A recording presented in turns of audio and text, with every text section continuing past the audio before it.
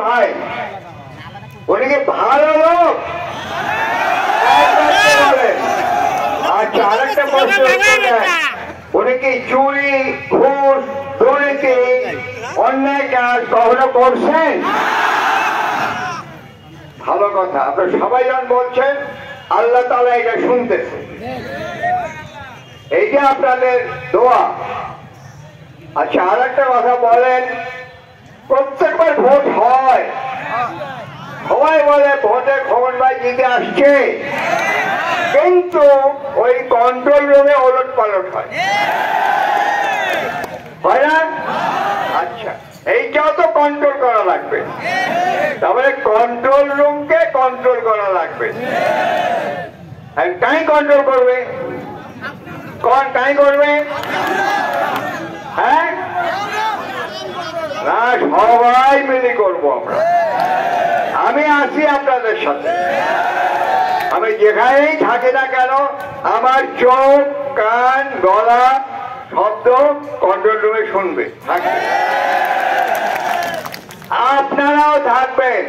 এখন এই যে 10-15 হাজার মানুষ আছেন, এইটা হলো গণতন্ত্রের শক্তি, ওর গণতন্ত্রের শক্তি, জনগণের শক্তি। এই জনগণ, আমরা, আপনারা সবাইকে মিলে সবাইকে বুঝতে হবে, আমরা যদি এইভাবে একজোট থাকতে পারি তাহলে কিন্তু কেউ আমাদের হক হারতে পারবে না। ভোটটা আমাদের প্রত্যেকটা মানুষের একটা হক, এটা আমার পবিত্র একটা আমানত, এবং আমি আমার খুশি মতো যে ভালো মানুষ বুঝবো, ভালো মানুষটাকে দেব।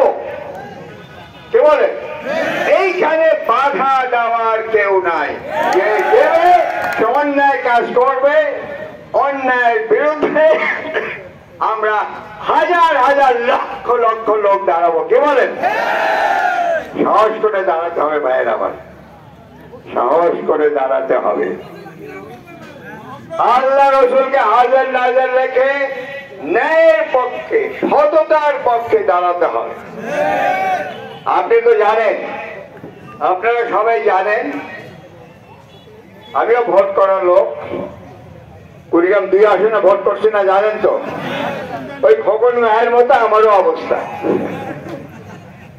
জিততে দেয় না, মানুষ ভোট দেয়, ভোট তো দিলাম আমি যাই